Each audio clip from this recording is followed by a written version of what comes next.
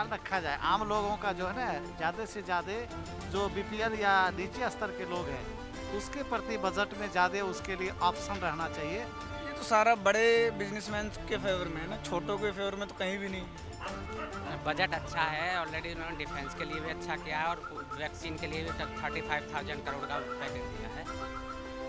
जहाँ पे industrial area ज़्यादा होगा, जहाँ पे ज़्यादा लोग होंगे, वहाँ पे प्रदूषण तो होगा ही। जी, लेकिन जैसा कि आप देखते हैं कि महंगाई और बेरोजगारी काफ़ी चीज़ों से लोगों को, देश की जनता को एक्सपेक्टेशन थी कुछ और भी। तो उस बारे में आप क्या कहना चाहेंगे कि क्या वो ये बजट से, इस बजट में जैसा कि हेल्थ में, इंफ्रास्ट्रक्चर पे, स्वच्छता अभियान पे, हम नोएडा एनसीआर में अभी हैं, तो यहाँ का प्रदूषण स्तर बहुत हाई है। इसके लिए अलग से बजट पेश किया गया है पहली बार कि इसके वायुमंडल के सुधार के लिए कुछ किया जाएगा, तो उस बारे में आप क्या कहना देखिए, मेरे अकॉर्डिंग जहाँ पे इंडस्ट्रियल एरिया ज़्यादा होगा, जहाँ पे ज़्यादा लोग होंगे, वहाँ पे प्रदूषण तो होगा ही।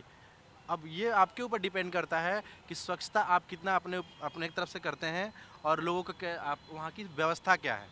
ठीक है, अगर आप अगर अच्छा एरिया में रह रहे हैं, अच्छा इंडस्ट्रियल एरिया है जहाँ पे ज़्यादा लोग रह रहे हैं, तो वहाँ पे प्रदूषण तो होगा ही, लेकिन आपको उसके अकॉर्डिंग फॉलो करना पड़ेगा सारे रूल। है? बहुत धन्यवाद, बहुत। Thank you. सर, ये जो 1 फरवरी को हमारे वित्त मंत्री द्वारा आम बजट पेश किया गया है, इसमें देश में कोरोना महामारी के बाद जो हालात हैं, लोगों की आर्थिक स्थिति खराब हो चुकी है, ऐसे में ये बजट आपको कितना प्रभावित करता है? ये आपको कैसा लगा? इस पर अपनी राय। ये तो सारा बड़े बिजनेसमैन के फेवर में है ना, छोटों के फेवर में तो कहीं भी नहीं है। बस इतना ही है कि छोटों के फेवर में तो लगता नहीं है कि सैलरीड के फेवर में कुछ है। तो आपकी क्या एक्सपेक्टेशन थी सर? जैसे कि मोबाइल फ़ोन्स के दाम बढ़ा दिए गए हैं, कुछ जनरल आप लोग किसानों के ऊपर, जैसे किसानों की बहुत मांगे थी, तो वो उन पर भी कुछ खास बोला नहीं गया, तो अभी तो किसानों की तो सुनी ही नहीं जा रही है। अभी तो वो बेचारे धरने पे बैठे हैं। अब देखो कब तक उनके लिए कुछ करती है सरकार। ना कोई संशोधन हुआ है, ना कुछ हुआ है अभी तो। तो आइए कुछ और लोगों से जानते हैं कि बजट पर उनकी क्या प्रतिक्रियाएं हैं। बजट अच्छा है। ऑलरेडी उन्होंने डिफेंस के लिए भी अच्छा किया है और वैक्सीन के लिए भी 35,000 करोड़ का पैकेज दिया है। और हम बस ये एक्सपेक्ट कर रहे थे, क्योंकि एटीसी में जो डिडक्शन थी 1,50,000 उसको इंक्रीज़ किया जाए। और कोई टैक्स रिबेट की भी नहीं कर रहे, क्योंकि गवर्नमेंट के पास इतना फंड नहीं है कि वो उसमें भी रिबेट दे, क्योंकि अर्निंग कहाँ से आती है? गवर्नमेंट को टैक्स से आती है, इनडायरेक्ट टैक्स और डायरेक्ट टैक्स दोनों से आती है।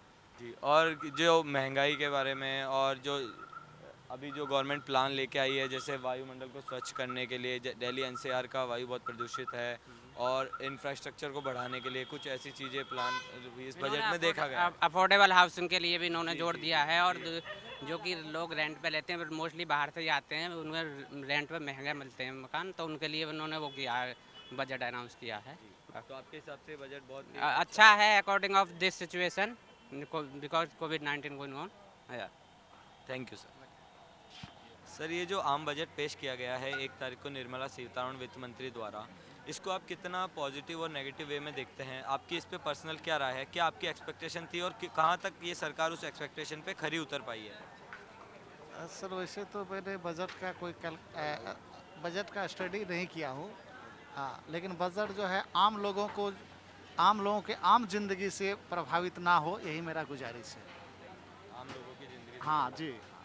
तो आम लोगों के लिए ही ये आम बजट पेश किया गया है सर। आम लोगों का ख्याल रखा जाए। आम लोगों का जो है ना, ज़्यादा से ज़्यादा जो बीपीएल या नीचे स्तर के लोग हैं, उसके प्रति बजट में ज़्यादा उसके लिए ऑप्शन रहना चाहिए।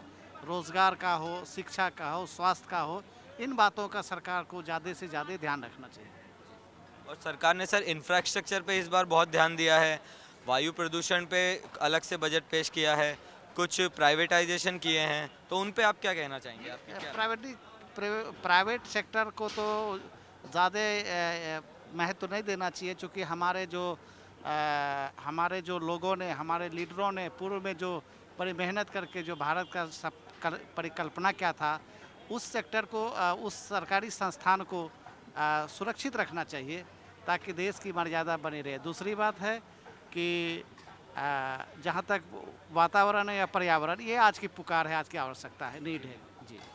तो आप देख रहे हैं कि जैसा कि लोग चाह रहे हैं कि वातावरण तो आज की पुकार है। इसका इनका कहने का मतलब है कि वायुमंडल की शुद्धिकरण के लिए जो कुछ किया जा रहा है वो ठीक है, लेकिन सरकार को आम आदमी सबका साथ सबका विकास, ये चीज़ जो उनका स्लोगन है गवर्नमेंट का, केंद्र सरकार का, वो उनको हमेशा ध्यान में रखकर ही कदम उठाने चाहिए और सबके लिए अच्छी अच्छी पॉलिसी लानी चाहिए।